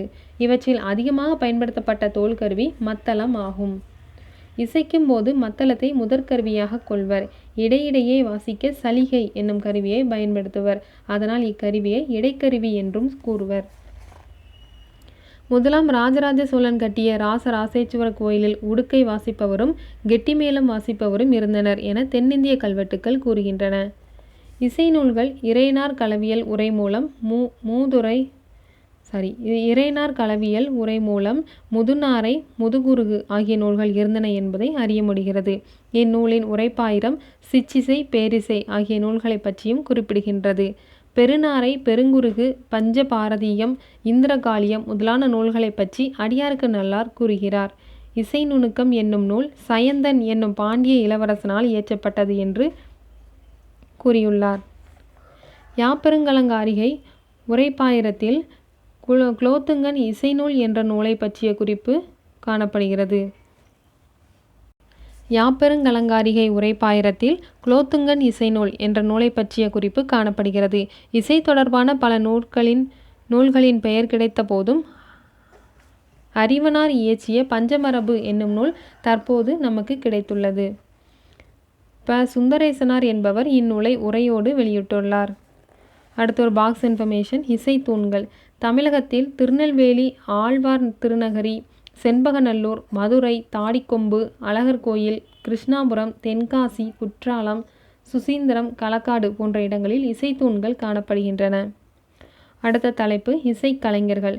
பாணர், பாடினி ஆகியோர் வாய்ப்பாட்டிலும் இசைக்கருவிகளை இசைப்பதிலும் வல்லவர்களாக விளங்கினர். பாணர் என்பவர் ஆண் இசைக்கலைஞர், பாடினி என்பவள் பெண் இசைக்கலைஞர் ஆவர். இவ்விசைக்கலைஞர்கள் இசைப்பாணர், யாழ்ப்பாணர், மண்டைப்பாணர் என வகைப்படுத்தப்பட்டனர். துளைக்கருவி வாசிப்போர், தோல்கருவி வாசிப்போர், நரம்புக்கருவி வாசிப்போர், கண்டத்தால் பாடுவோர் எனவும் வகைப்படுத்தப்பட்டுள்ளதை சிலப்பதிகார இந்திர விளவூரெடுத்த காதை கூறுகிறது. இசைப்பாணர்கள் வாய்ப்பாட்டு பாடுவதில் வல்லவர்களாக இருந்தனர். யாழ் என்னும் இசைக்கருவிகளை மீட்டுவதில் வல்லவர்களை யாழ்ப்பாணர் என அழைத்தனர். சிறுபாணாற்றுப்படை, பெரும்பாணாற்றுப்படை ஆகிய இலக்கியங்களில் யாழ்ப்பாணர் பற்றிய செய்திகள் மிகுதியாக உள்ளன. மண்டை எனப்படும் ஓட்டினை கையில் ஏந்தி பாடியவர்கள் மண்டைப்பாணர் என அழைக்கப்பட்டனர். இக்கலைஞர்கள் திருவிழாக்களிலும் அவைக்களத்திலும் பாடி பிறரை மகிழ்வித்தனர். தலைமக்களுக்கு இடையே தூதுவர்களாகவும் இருந்துள்ளனர். அடுத்த தலைப்பு சங்க இலக்கியமும் இசையும். சங்க காலத்தில் நிலத்தை அடிப்படையாக கொண்டு இசைக்கு பெயர்கள் சொல்லப்பட்டன. குறிஞ்சி நிலத்திற்கு குறிஞ்சிப்பண், முல்லை நிலத்திற்கு சாதாரி, பாலைக்கு பஞ்சுரப்பண், நெய்தலுக்கு செவ்வழிப்பண், மருதத்திற்கு மருதப்பண் என ஐவகை பண்கள் இசைக்கப்பட்டன. மலைச்சாரல் பகுதியில் விளைந்திருந்த திணைப்பயிரை உண்ண வந்த காட்டு யானை அப்பயிரை காவல் காத்த பெண் இசைத்த குறிஞ்சிப்பண்ணை கேட்டு பயிரை உண்ணாமல் இசையில் மெய்மறந்து நின்றதை அகநானூறு கூறுகின்றது. போரில் புண்பட்ட வீரரை பேய்களிடமிருந்து காப்பாற்ற காஞ்சிப்பண் பாடப்பட்டதாக புறநானூறு கூறுகிறது. யாழ் என்னும் இசைக்கருவிகளால் கலைஞர்கள் மருதப்பண்ணை பாடி பொழுது விடிந்ததாக மதுரை காஞ்சி கூறுகிறது. மேலும் அது ஆகுளி, முழவு என்னும் கருவிகளை கொண்டு செவ்வழி பண்ணை மாலை நேரத்தில் இசைத்தனர் என்பதையும் சுட்டுகிறது. இச்செவ்வழி பண்ணை கேட்டு தலைவனை பிரிந்த தலைவி மிகவும் வருத்தம் கொண்டாள் என்ற செய்தியும் உண்டு. நிலத்தை அடிப்படையாக கொண்ட பண்களை தவிர காமரம், நைவளம் போன்ற பண்களும் சங்க காலத்தில் இருந்துள்ளன. வண்டின் ஓசை போல் இருப்பது காமரம் என்று அழைக்கப்பட்டமைக்கான குறிப்புகளும் கிடைக்கின்றன. பரிபாடலில் வெறியாட்ட பாடல், வல்லைப்பாடல் முதலிய இசைப்பாடல்கள் உள்ளன. ஒவ்வொரு பாடலின் இறுதியிலும் பாடலை இசைப்பதற்குரிய பண்ணும் இசைவகுத்த இசைக்கருவிகள் போன்ற தகவல்களும் இந்நூலில் இடம்பெற்றுள்ளன. அடுத்த தலைப்பு சிலம்பும் இசையும். இசை ஆசிரியன், மத்தளம் இசைக்கும் தன்னுமை ஆசிரியன், வேய்ங்குழல் ஊதுவோன், யாழ் ஆசிரியன் என பலரும் மாதவி நாடக அரங்கில் ஆடும் ஆடலுக்கு துணை நின்றார்கள் என சிலம்பு கூறுகிறது. இசையின் இயக்கங்களை அடிப்படையாக கொண்டு முதல் நடை, வாரம், கூடை, திரள் என இசை வகைப்படுத்தப்பட்டுள்ளது. அவை மந்த நடையாக தாழ்ந்து செல்லும் முறையில் இசைக்கப்படுவது முதல் நடை, முடுகிச் செல்லும் விரைந்த நடை உடையது திரள். இவ்விரண்டுக்கும் இடைப்பட்ட இசை நடையை உடையது வாரம். சொற்செறிவும் இசைச்செறிவும் உடையது கூடை ஆகும். அரங்கேற்று காதை, ஆய்ச்சியர் குரவை, காணல் வரி, வேணிற் காதை, கடலாடு காதை, புறஞ்சேரி அறுத்த காதை முதலிய பகுதிகள் இசைக்குறிப்புகள் நிரம்பியவை. மேலும் யாழ் அமைப்பு, யாழ் இசையின் அமைப்பு முதலியனவும் கூறப்பட்டுள்ளன. மேலும் பெருங்கதை போன்ற காப்பியங்களிலும் இசை பற்றிய குறிப்புகள் காண கிடைக்கின்றன. அடுத்த தலைப்பு பக்தி இயக்கமும் இசையும். செய்யுளை பண் அமைப்போடு படைப்பாளனே படைப்பது ஒரு வகை. செய்யுளை பண் அமைப்போடு படைப்பது ஒரு வகை. செய்யுளை பண் அமைப்போடு படைப்பாளனே படைப்பது ஒரு வகை. செய்யுளை எழுதி பின் வேறொருவர் பண்ணிசைப்பது மற்றொரு வகை. தேவாரம் முதல் வகையை சேர்ந்தது என்பர். மாணிக்கவாசகர் தேவாரங்களை பண் சுமந்த பாடல் என்று கூறுகிறார். எனவே இறைவனின் அருளை சொற்களாக்கி இசைப்படுத்தியவர்கள் திருஞான சம்பந்தர், திருநாவுக்கரசர், சுந்தரர் ஆகியோர் எனலாம். ஆணிரைகளை மேய்க்கும் பணியை மேற்கொண்ட பொழுது காலையில் மேய்ச்சலுக்கு போவதும் மாலையில் வீடு திரும்புவதும் வழக்கம். ஒரு நாள் மாலை நேரம் வந்தவுடன் ஆணிரைகளும் எருமைகளும் வந்துவிட்டன. ஓர் எருமை மட்டும் காணவில்லை. தேடி பார்க்கிறார். கண்ணுக்கு புலப்படவில்லை. எனினும் அவ்வெருமையின் கனைப்பொலி மட்டும் கேட்கிறது. கனைப்பொலியை கேட்ட அவர் தனக்கையில் இருந்த வேங்குழலை எடுத்து ஊதி இசையை எழுப்பினார். அவ்விசையை கேட்ட அந்த எருமை இசை எழுப்பப்பட்ட இடத்திற்கு வந்து மற்ற மாடுகளோடு சேர்ந்து வீடு அடைந்ததாக திருஞான சம்பந்தர் பாடுகிறார். திருநாவுக்கரசர் திருவதிகை என்னும் ஊருக்கு சென்று இறைத்தொண்டு புரிந்து வந்தார். அவ்வூரில் உள்ள சிவபெருமானை வணங்க சுந்தரர் ஒருமுறை செல்கிறார். திருநாவுக்கரசர் வந்து சென்ற அவ்வூரை தாம் காலால் மிதிக்கக்கூடாது என எண்ணிய சுந்தரர் ஊருக்குள் போகாமல் ஊருக்கு வெளியே உள்ள சித்தவட மடத்தில் தங்கி உறங்குகிறார். அப்போது சுந்தரர் தலைமீது சிவபெருமான் தன் பாதங்களை வைத்து அருள் புரிந்தார். சிவனின் இந்த அருளை எண்ணி தம்மானை அறியாத என்னும் பதிகத்தை பாடினார் என்பது வரலாறு. தம்மானை அறியாத என்னும் பதிகத்தை பாடினார் என்பது வரலாறு. இப்பதிகம் கொல்லிக்கவ்வானம் என்னும் பண்ணில் அமைந்ததாகும். பின்னொரு தருணத்தில் திருவாரூரில் உள்ள சிவபெருமானை பற்றி பாடிய பதிகம் கொல்லிப்பண்ணில் அமைந்ததாகும். கொல்லிக்கவானம் கொல்லிப்பண் ஆகிய இவ்விரு பண்களும் நள்ளிரவில் பாடப்பட்டதாக சேக்கிழார் கூறுகிறார். இவை பழங்காலத்தில் வழங்கப்பட்டிருந்த பண்களோடு தொடர்புடையன. இப்பாடல்களும் இவற்றின் பண் அமைப்புகளும் மறையும் நிலையில் இருந்தன. அப்போது திருமுறை கண்ட சோழன் யாழ்ப்பாணர் மரபில் வந்த பாடினியை கொண்டு அப்பாடல்களின் பழைய பண் அமைப்புகளுக்கு புத்துயிர் அளித்தான். சில புதிய பண்களும் தோற்றுவிக்கப்பட்டன. இச்செய்தியை திருமுறை கண்ட புராணம் கூறுகிறது. இப்பண்களை கோவிலில் பாட ஓதுவார் என்னும் இசை கலைஞர்களையும் நியமித்தவனும் இம்மன்னனே. இவ்வோதுவார்களின் பணி இன்றும் தொடங்குகிறது. முதலாம் மகேந்திரவர்மன் இசை, நாடகம், ஓவியம் முதலிய கலைகளில் வல்லவனாக இருந்துள்ளான். இம்மன்னனால் பொறிக்கப்பட்ட குடுமியான் மலை கல்வெட்டின் முடிவில் 8ற்கும் 7ற்கும் இவையுரிய என்ற தொடர் உள்ளது. இத்தொடர் சங்கீரணம் என்னும் இசையை பற்றி குறிப்பதாகும். தேவாரங்களில் காணப்படாத சாளரபாணி என்ற பண் திருவிசைப்பாவில் உள்ளது. ஆனால் தேவாரங்களுக்கு பண் வகுக்கப்பட்ட காலத்தில் நிலவிய இசையும் சேக்கிழார் காலத்தில் நிலவிய இசையும் சாரங்க தேவர் குறிக்கும் தேவார பண்களின் இசையும் இடைக்காலத்தில் தோன்றிய இசைமரபு என்கிறார் வெள்ளைவாரணர். கீர்த்தனைகள் என்ற இசைப்பாடல் வடிவம் பிற்காலத்தில் தோன்றின. கோபாலகிருஷ்ண பாரதியார், அருணாச்சல கவிராயர் முதலியோரால் எழுதப்பட்ட கீர்த்தனைகள் குறிப்பிடத்தகுந்தவை ஆகும். பண்டைய காலந்தொட்டே தமிழர்களின் வாழ்வியலோடு கலந்து இசைக்கலை வளர்ந்து வந்துள்ளது. சங்க காலத்து பாணர்களும் பாடினிகளும் விரலியரும் இசையை வளர்த்து வந்துள்ளனர். ஐவகை நிலப்பிரிவிற்கு யாழ், பண், பறை முதலியன அமைந்திருந்தன. சங்கமருவிய காலத்து தமிழகத்தை ஆட்சி செய்தவர்கள் களப்பிரர்கள். களப்பிரர்கள் சமண சமயத்தை தழுவினர். அற இலக்கியங்கள் சங்கம் மருவிய காலத்தில் தோன்றின. இவை பெரும்பான்மையும் வெண்பா யாப்பிலேயே அமைந்தன. ஆனால் சங்க காலத்தில் வெண்பா யாப்பு வழக்கில் இல்லை. 11 கீழ்கணக்கு நூல்களில் திருக்குறள், நாலடியார், நான்மணிக்கடிகை முதலியவற்றில் இசைக்கருவிகள் பற்றிய செய்திகள் காண கிடைக்கின்றன. சோழர்கால காப்பியங்களும் நாயக்கர்கால சிற்றிலக்கியங்களும் தமிழோடு இசையையும் சுமந்து வந்த நால்வர் இசை மரபை உருவாக்கியது. இன்று பண்ணோடு இசைக்கூறுகளையும் உள்ளடக்கியதாக வளர்ச்சி பெற்றுள்ளது. அடுத்த தலைப்பு நடனக்கலை. நடனக்கலை ஆடல் கலை, கூத்துக்கலை என்றும் அழைக்கப்படுகிறது. பழந்தமிழ் இலக்கண நூலான தொல்காப்பியத்தில் சில கூத்து வகைகள் கூறப்பட்டுள்ளன. அவை வேலன் ஆடும் வெறிக்கூத்து, வீரர்கள் ஆடும் கருங்கூத்து, பெண்கள் ஆடும் வள்ளிக்கூத்து, இளைய வீரனின் வெற்றியை பாராட்டி இருபாலரும் ஆடும் களநிலை கூத்து போன்றவை ஆகும். சங்க காலத்தில் கூத்துக்கலையை வளர்த்தவர்கள் கூத்தர்கள் எனப்பட்டனர். கூத்தர் இன பெண்கள் விரலி, ஆடுமகள், ஆடுகள மகள் என்றும், கூத்தர் இன ஆண்கள் கூத்தன், ஆடுமகன், ஆடுகள மகன் என்றும் அழைக்கப்பட்டனர். பண்டைய அரசர்கள் கூத்தர்களை பாராட்டி பரிசளித்தனர். அரசர்கள் விரலியருக்கு பரிசளித்த செய்தியினை கோவூர் கிழார், மாங்குடி மருதனார் போன்ற புலவர்கள் பாராட்டி பாடியுள்ளனர்.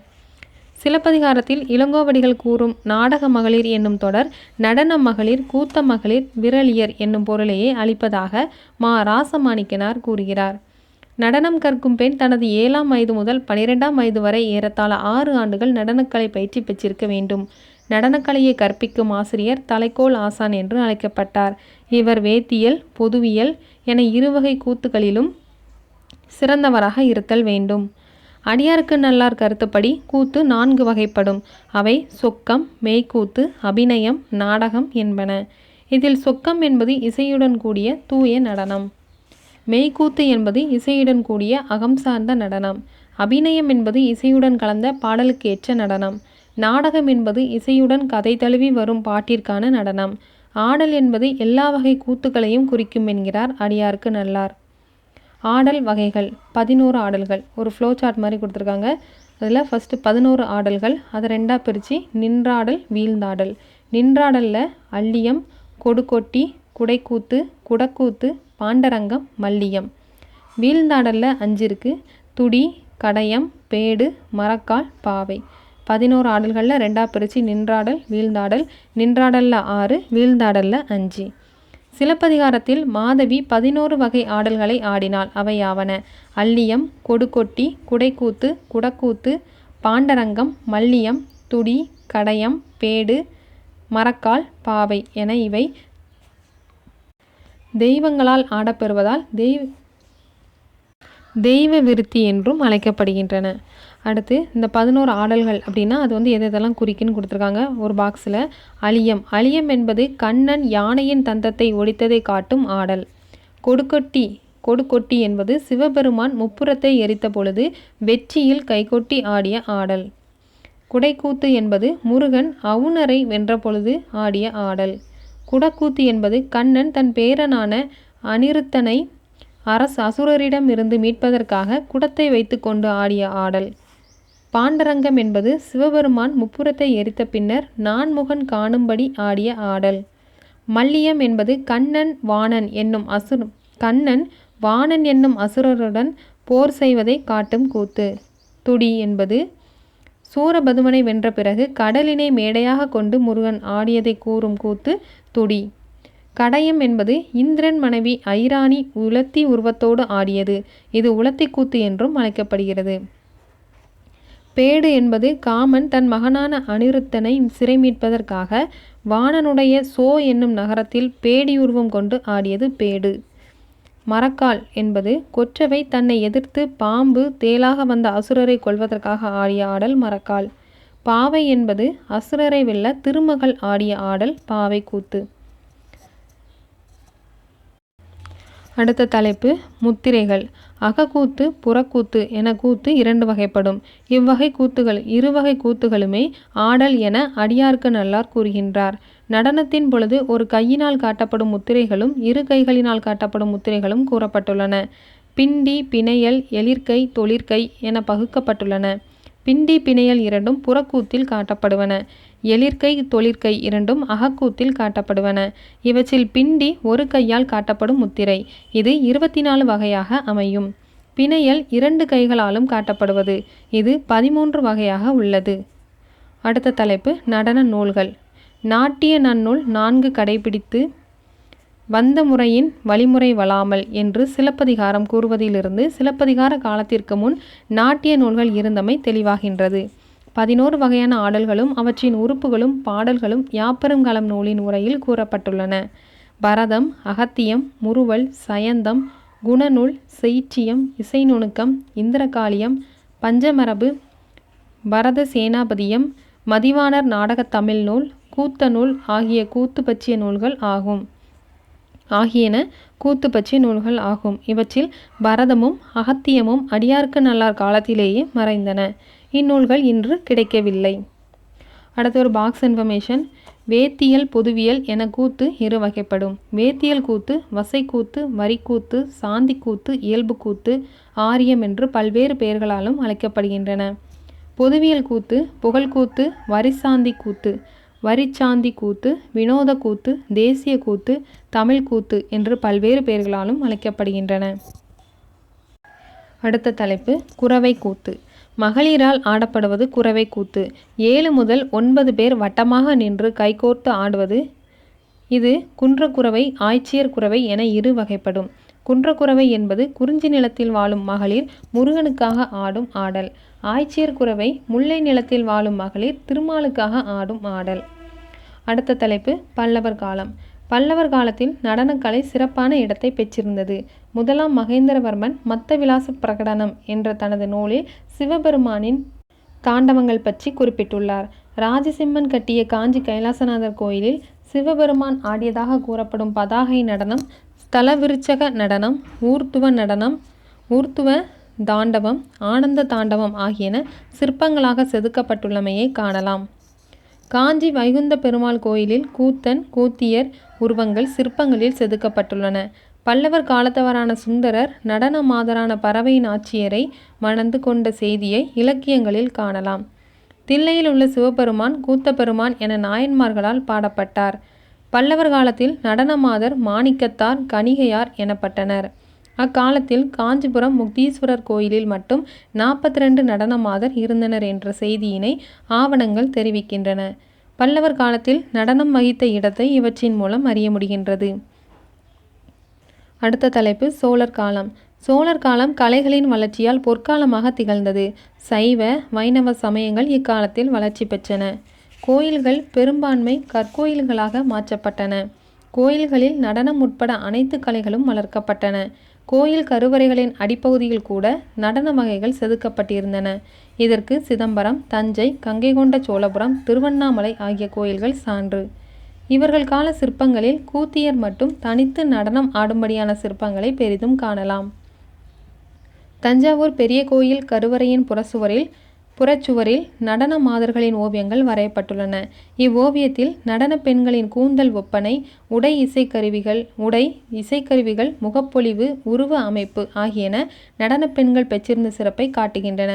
ராஜராஜ சோழன் தஞ்சை பெரிய கோயிலில் ஆடல் நிகழ்த்துவதற்காக பதியிலார் எனப்படும் நடனத்தில் சிறந்த பெண்களை நாடெங்கிலும் இருந்து தேர்ந்தெடுத்து வரச் செய்தான். ராஜராஜ சோழன் தஞ்சை பெரிய கோயிலில் ஆடல் நிகழ்த்துவதற்காக பதியிலார் எனப்படும் நடனத்தில் சிறந்த பெண்களை நாடெங்கிலும் இருந்து தேர்ந்தெடுத்து வரச் செய்தான். இவர்கள் ஒவ்வொருவருக்கும் ஒரு வீடும் ஒரு வேலி நிலமும் அளித்தான்.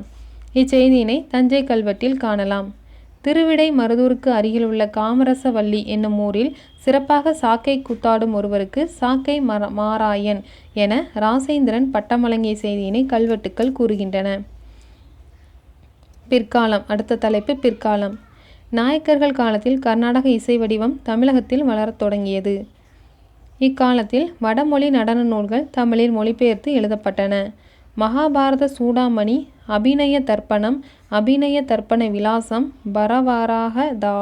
பரவராகதாளம், சுத்தானந்த பிரகாசம், ஆதிமூல பாரதம், பரத சாத்திரம், பரத சேனாபதியம் முதலிய மொழிபெயர்க்கப்பட்ட நடன நூல்களை மா. ராசமாணிக்கனார் பட்டியலிடுகின்றார்.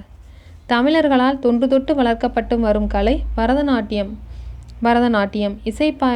இசைப்பாட்டிற்கேற்ப அபிநயம் காட்டி பாவகம் தோன்ற ஆடப்படுவது. இதற்கு கை குறியீடுகள் இன்றியமையாதன. இவை இளங்கோவடிகள் கூறுவதைப் போன்றே ஒரு கை முத்திரை, இருவகை முத்திரை என 2 வகைப்படுகின்றன. ஒரு கை முத்திரை இணையா வினைக்கை என்றும் பிண்டிகை என்றும் அழைக்கப்படுகின்றது. இரு கை முத்திரை இணைக்கை, இரட்டைக்கை, பிணைக்கை என்றும் அழைக்கப்படுகின்றது. இம்முத்திரைகள் பரதத்திற்கு உயிர் போன்றவை. இம்முத்திரைகளை புரிந்து கொள்ளாமல் பரதத்தை சுவைத்து இன்புறுவது கடினமாகும். இவ்வாறு காலந்தோறும் தமிழகத்தில் நடனக்கலை தழைத்து வந்துள்ளது. மனித இனம் நாடோடியாக வாழ்ந்த காலத்திலிருந்தே தங்களின் உணர்வுகளை நடனத்துடன் வெளிப்படுத்தி உள்ளனர். முற்காலத்தில் சிறப்பு பெற்றிருந்த நடனக்கலை பற்றிய செய்திகளை இலக்கியம், சிற்பம், ஓவியங்கள் மூலம் அறியலாம். தமிழர்களின் தொன்மையான கலையான பரதம் பல வகையான முத்திரைகளையும் பாவங்களையும் உள்ளடக்கியது. இஃது உலகின் அதிக மக்களால் விரும்பி போற்றப்படும் கலையாகவும் உள்ளது. அடுத்த தலைப்பு நாட்டுப்புற கலைகள். நாட்டுப்புற விளையாட்டுகள் என்பது நாட்டுப்புற கலைகளில் ஒன்று. இவை நாட்டுப்புற மரபில் சிறப்பிடம் பெறுபவை. போலச் செய்தல், உடல் திறம் காணல், அறிவு வெளிப்பாடு, சமூக உறவு, வாழ்க்கை பயிற்சி, சிந்தனை ஆற்றல் முதலியவற்றை உள்ளடக்கிய இவ்விளையாட்டுகள் பண்பாட்டை வெளிப்படுத்துவன ஆகும். உடல் வலிமை, மன வலிமை ஆகியவற்றை நிலைநாட்டுவதே இவற்றின் முதன்மை நோக்கம். மரபு அடிப்படையிலும் இவ்விளையாட்டுகள் விளையாடப்பட்டுள்ளன. ஏறுதழுவுதல், ஓட்டப் போட்டிகள் முதலியன மரபு சார்ந்தவை. மரபு சார்ந்து ஆடப்படும் இவ்விளையாட்டுகள் வீரத்தை வெளிப்படுத்துவதை நோக்கமாக கொண்டுள்ளன.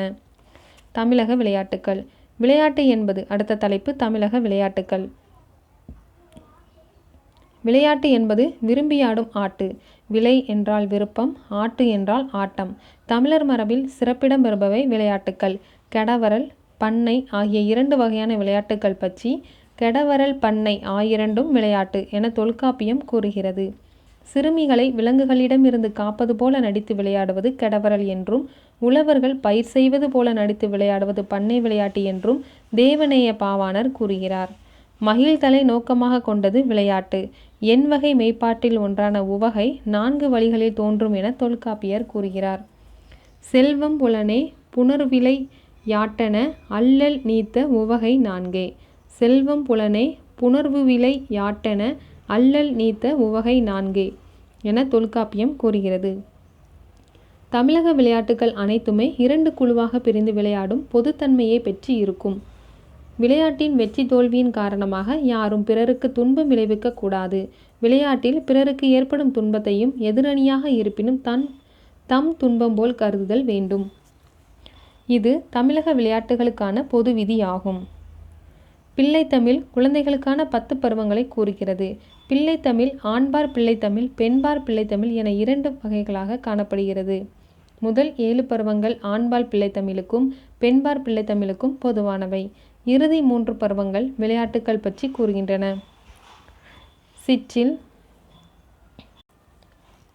சிற்றில், ஊசல் என்பன பெண்கள் விளையாடும் விளையாட்டுக்கள் ஆகும்.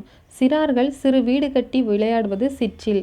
தெருவில் பறையடித்து விளையாடுவது சிறுபறை. சிறு தேர் செய்து விளையாடுவது சிறுதேர் ஆகும். பெண்கள் இல்லத்தில் அமர்ந்து விளையாடும் விளையாட்டுக்கள் மட்டுமே பெண்பார் பிள்ளைத்தமிழில் கூறப்பட்டுள்ளன. அம்மானை என்பது சிறுமிகள் வட்டமாக அமர்ந்து பாடல் பாடி விளையாடுவது. கலங்கு என்பது சிறுமிகள் கல் வைத்து விளையாடும் விளையாட்டாகும். ஊசல் என்பது சிறுமிகள் பாடல் பாடிக்கொண்டு ஊஞ்சல் ஆடுவதாகும். பிள்ளைத்தமிழ் கூறுவதைப் போலவே தமிழக நாட்டுப்புற விளையாட்டுக்களையும் ஆண்கள் விளையாட்டு, பெண்கள் விளையாட்டு என 2 வகைகளாக பிரிக்கலாம். பெரும்பாலும் ஆண்கள் விளையாடுவன வீர விளையாட்டுகளாகவே உள்ளன. வீர விளையாட்டுக்கள். அடுத்த தலைப்பு வீர விளையாட்டுக்கள். விளையாட்டு என்பதை உவகை சுவையில் ஒன்றாக தொல்காப்பியர் கூறுகிறார். எனவே விளையாட்டு என்பது மகிழ்ச்சியை தரும் செயல் ஆகும். வீர விளையாட்டு உயிரை ஈடாக வைத்து ஆடப்படுகிறது. நாட்டுப்புற வீர விளையாட்டாக ஏறுதழுவல், சிலம்பாட்டம், சடுகுடு, இளவட்டக்கல், உரிமரம் ஏறுதல் என பல விளையாட்டுக்களை சுட்டலாம். இவ்வகை விளையாட்டுக்கள் மனிதனுக்கும் விலங்கிற்கும் இடையில்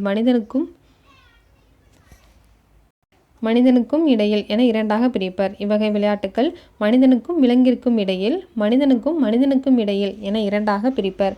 முதல் வகைக்கு ஏறுதழுவலையும் பாரி வேட்டையும் சான்றாக சுட்டலாம். சிலம்பாட்டம், புலிவேடம் முதலியவை 2ஆம் வகைக்கு சான்றுகளாகும். மன எழுச்சி, குறிக்கோளை அடைதல், தன்னிலை நிறுத்தல், குழு மனப்பாங்கு, நட்புறவு, உடல்நலம் பேணுதல் போன்ற பண்புகளை விளையாட்டுகள் வளர்க்கின்றன. அவற்றை நம் முன்னோர்கள் உணர்ந்து வாழ்ந்திருந்தனர் என்பதற்கு சான்றுகளாக நம் வீர விளையாட்டுகள் உள்ளன. அடுத்த தலைப்பு ஏறுதழுவுதல். மஞ்சு விரட்டு அல்லது ஏறுதழுவுதல் என்பது தமிழர்களின் வீர விளையாட்டுகளில் ஒன்று. முல்லைக்கலியில் ஏறுதழுவுதல் பற்றிய குறிப்புகள் காணப்படுகின்றன. அதனால் இவ்விளையாட்டு பண்டை காலம் முதல் உள்ளது என்பதை அறியலாம். வீரத்தை வெளிப்படுத்தும் இவ்விளையாட்டுகளுள் இது முதன்மையாக கருதப்படுகிறது. காளையின் கொட்டேரி என்னும் திமிலை பிடித்து அடக்குவது சங்ககால முறை. கொம்பை பிடித்து முறுக்கி அடக்குவதும் உண்டு. நாணயங்கள் அடங்கிய பையை காளையின் கொம்பில் வைத்து கட்டிவிடும் பழக்கம் பிற்காலத்தில் தோன்றியது. நாணயத்தை சல்லி என்று கூறுவர். அதனால் இவ்விளையாட்டை சல்லிக்கட்டு என்றும் அழைப்பர்.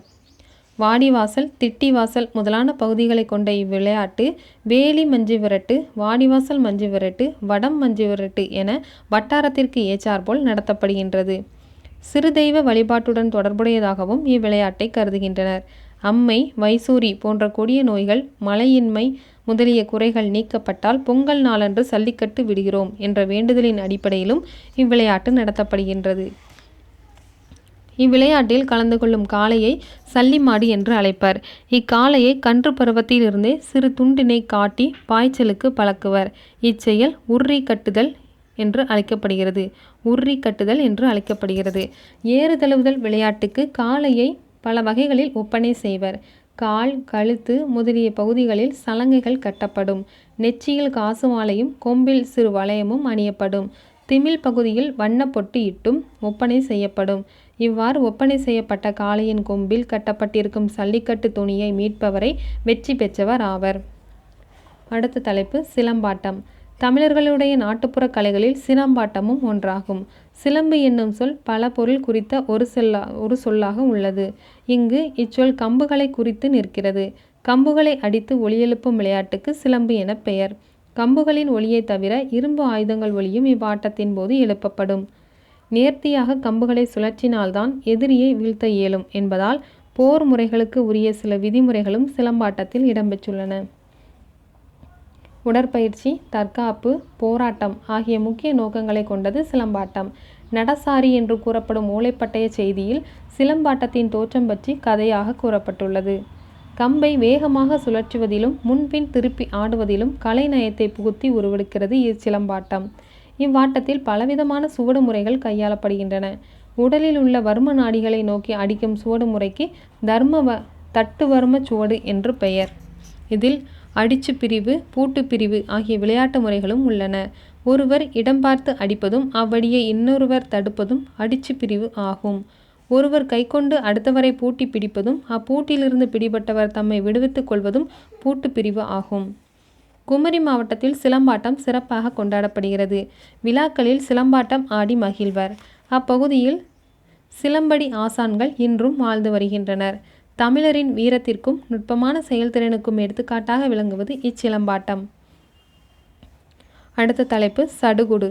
பசுவை கவர்ந்து வருவதும் கவர்ந்து வந்த பசுக்களை மீட்டு வருவதுமான வெற்றி, கரந்தை ஆகிய திணைகளில் வரும் போர் முறையின் தொடர்ச்சியாக சடுகுடுவை குறிப்பர். இவ்விளையாட்டு பாண்டிய நாட்டில் குட்டி என்றும் சோழ நாட்டில் பளிச்சப்ளான் பளின் சடுகுடு என்றும் தென் சோழ நாட்டில் சடுகுடு என்றும் அழைக்கப்படுகிறது. மூச்சு பிடித்து கொண்டு பாடி சென்று மீள்வதும் பாடி வருபவரை பலரும் சூழ்ந்து பிடிப்பதும் பிடிப்பவர் தம்மை விடுவித்துக் கொள்வதும் இவ்விளையாட்டின் திறம் ஆகும். மூச்சு பிடிப்பதை பாட்டம் என்றும் அழைப்பர். பாடி செல்பவரை கொம்பு சுற்றி பாடுபவன் என்று சொல்வதும் உண்டு. பாடி செல்லும் போது தனி வீரமும் பிடிக்கும்போது கூட்டு வீரமும் உடையது. இவ்விளையாட்டு கபடி என்று இக்காலத்தில் அழைக்கப்படுகிறது. பிடிபட்டவரை விலக்காமலே பிடிபட்டவரின் எண்ணிக்கையை மட்டும் ஆட்ட இறுதியில் கணக்கில் கொள்ளும் ஆட்டத்தை சஞ்சீவி ஆட்டம் என்றும், பிடிபட்டவரை கடைசி வரை சேர்க்காமல் ஆட்டத்தை முடித்துக் கொள்வதை ஆடாது ஒளியும் ஆட்டம் என்றும் கூறுவர். இவ்விளையாட்டில் இடைக்கோடு மட்டும் போட்டு விளையாடும் பழக்கம் பாண்டிய நாட்டில் உள்ளது. பின்கோடு, பக்கக்கோடு, நடுக்கோடு முதலான அரங்க அமைப்பில் விளையாடும் பழக்கம் கொங்கு நாட்டில் காணப்படுகிறது. அடுத்து ஒரு பாக்ஸில் பட்டான் பட்டான் என் தம்பி, படையிலே பட்டான் என் தம்பி, நெத்தி மேலே குண்டு வச்சி நேரே வாடா என் தம்பி, என் தம்பி என் தம்பி, பட்டாருக்காய் படையெடுத்து வாரேன், துட்டாலெல்லாம் தூரப்போ என பாடி செல்லும் சடுகுடு பாடல்கள் நிறைய உள்ளன. அடுத்த தலைப்பு இளவட்டக்கல். பண்டைய மனிதன் குகைகளில் வாழ்ந்தபோது கல்லை தூக்குதல், நகர்த்துதல் முதலிய பழக்கங்கள் நாளடைவில் வாழ்க்கையோடு இணைந்த பழக்கங்களாக மாறியிருக்கலாம். பின் நாகரிக வளர்ச்சியில் உடல் திறனை வெளிப்படுத்தும் விளையாட்டாக அவை மாறியிருக்கலாம் என்பர். இவ்விளையாட்டு தான் விரும்பிய பெண்ணை மணப்பதற்காக ஆடப்பட்டிருக்கிறது. தற்காலத்தில் வீரத்தை வெளிப்படுத்தும் விதமாக மாறியிருக்கிறது. திருவிழாக்களின் போது ஊர் பொது இடத்தில் இது நடத்தப்படும். இவ்விளையாட்டில் கலந்து கொள்பவர் இளவட்ட கல்லை தலைக்கு மேலே தூக்கி பிடித்து பின் கீழே போட வேண்டும்.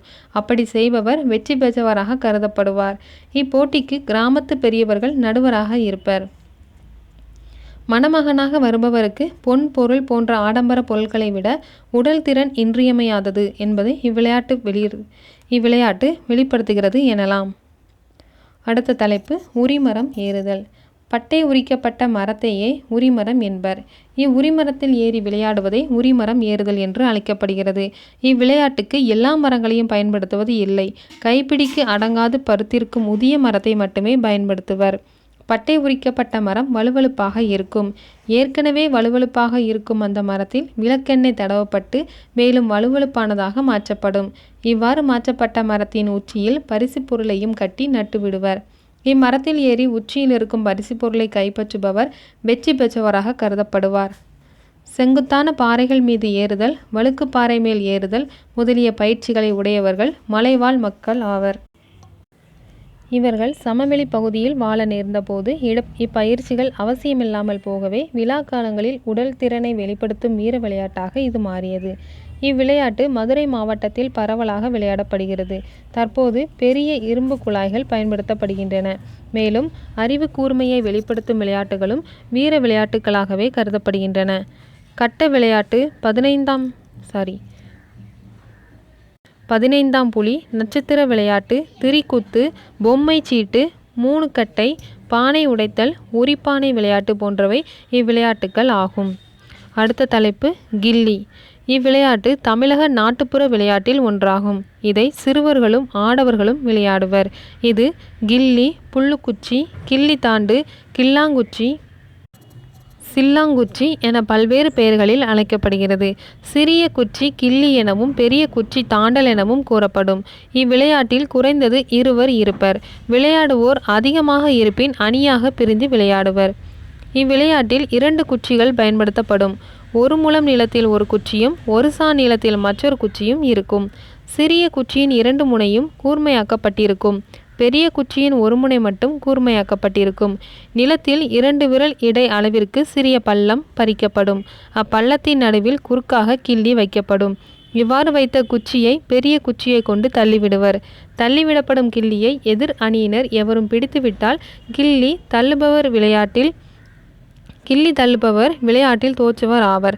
அல்லது கிள்ளி வைக்கப்பட்ட குழியிலிருந்து தாண்டி மிதிக்கும் தொலைவில் கிள்ளி விழுந்திருந்தாலும் விளையாட்டில் தோற்றதாக கருதப்படும். கிள்ளி விழுந்த இடத்திலிருந்து எதிர் அணியினர் கிள்ளியை பறிக்கப்பட்ட குழியை நோக்கி எறிவர். அந்த கிள்ளி குழியில் விழுந்தாலும் எதிர் அணியினர் தோற்றவர் ஆவர். இதன் பின்பு கிள்ளி 3 முறை அடிக்கப்படும். அதன் தொலைவு கிள்ளி குழியிலிருந்து தாண்டலால் அளவிடப்படும். அதுவே அவ்வணியினர் எடுக்கும் புள்ளிகளாகும். இவ்விளையாட்டை விளையாட பரந்த திடல் வேண்டும். மேலும் இதுபோன்ற பல விளையாட்டுக்களை விளையாடி மகிழ்ந்தார்கள். அவை கோலி, பேந்தா, அஞ்சலகுஞ்சம், நொண்டி விளையாட்டு, சில்லி, தாயம், பரமபதம், ஆடுபுலி ஆட்டம், பூப்பறித்தல், பாண்டி ஆட்டம், அச்சாங்கல், கண்ணாமூச்சி, பல்லாங்குழி போன்றவை ஆகும். அடுத்த தலைப்பு பச்சை குதிரை. இவ்விளையாட்டு சிறுவர்கள் ஒத்த பருவத்தினரோடு நிலா வெளிச்சத்தில் விளையாடும் விளையாட்டாகும்.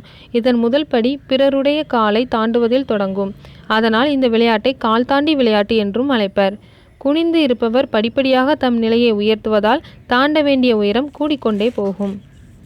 அடுத்த தலைப்பு கால் தாண்டல். ஒரு கால் பாதம் ஒன்றின் மேல் ஒன்றாக 2 கால் பாதம் 2 பாத உயரத்தின் மேல் ஒரு சாண் 2 பாத உயரத்தின் மேல் 2 சாண் என கால் தாண்ட வேண்டிய உயரம் உயர்ந்து கொண்டே போகும்.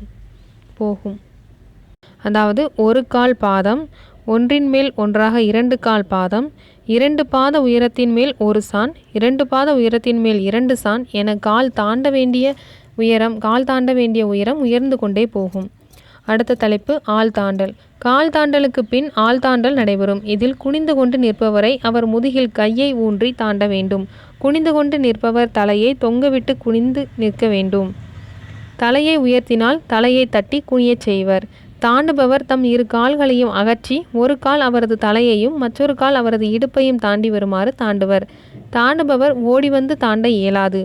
கால் கட்டை விரலை பிடித்து கொண்டு நிற்றல், கணுக்காலை பிடித்து கொண்டு நிற்றல், கரண்டைக்கால் பிராக்கெட்டில் முழங்காலை பிடித்து கொண்டு நிற்றல், மோலி பிராக்கெட்டில் முழங்காலை பிடித்து கொண்டு நிற்றலுக்கு பிராக்கெட்டில் மோலின்னு கொடுத்துருக்காங்க. தொடையை பிடித்து கொண்டு நிற்றல், கைகளை கட்டிக்கொண்டு அல்லது கும்பிட்டு கொண்டு குனிந்து நிற்றல் என ஆள் தாண்டியின் உயரம் படிப்படியாக உயரும். குனிதல். தாண்டுபவர் தாம் தாண்டி முடிந்த பின்னர் பிறர் தாண்டுவதற்காக முறைப்படி அனுமதிக்க வேண்டும். அடுத்த தலைப்பு தவறியவர். ஒருவர் எந்த நிலையில் தாண்ட இயலவில்லையோ அந்த நிலையிலிருந்து தாண்டும் வாய்ப்பை இழப்பார். எனினும் அவர் பிறர் தாண்டுவதற்கு குதிரையாகி நிற்க வேண்டும். அடுத்த தலைப்பு நிறைவுரை. தமிழகத்தில் 64 முதன்மை கலைகள் இருந்தன என்பதை ஆயக்கலைகள் 64 என்ற கம்பரின் கூற்றின் மூலமாக அறிய முடிகிறது. இக்கலைகளுள் 5 மட்டும் அழகு கலைகள் அல்லது நுண்கலைகள் என்பர். பல்லவர் காலத்தில் கட்டப்பட்ட கோயில்களை தமிழக கட்டடக்கலைக்கு சிறந்த சான்றுகளாக திகழ்ந்தன என்பதை அறிய முடிகிறது.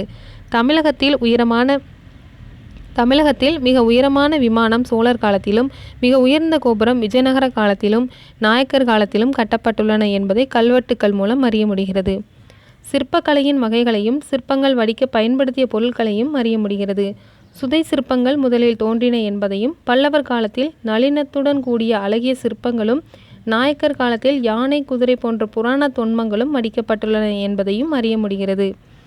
பழங்கால ஓவியங்களையும் ஓவியத்தின் சிறப்புகளையும் அவர்கள் பயன்படுத்திய வண்ணங்களையும் காலந்தோறும் ஓவியக்கலையில் ஏற்பட்ட வளர்ச்சி நிலைகளையும் காண முடிகிறது.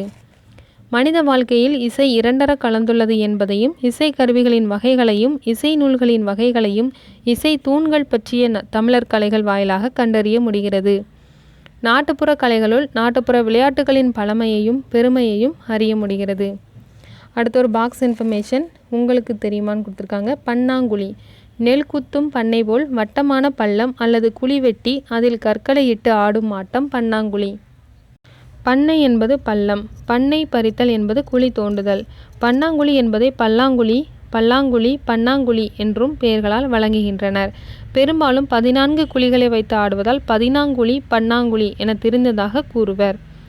பன்னான்கு என்பதை இலக்கிய வழக்கமாக இருப்பதால் பன்னாங்குழி அல்லது பல்லாங்குழி என்பதை திருந்திய வடிவமாகும்.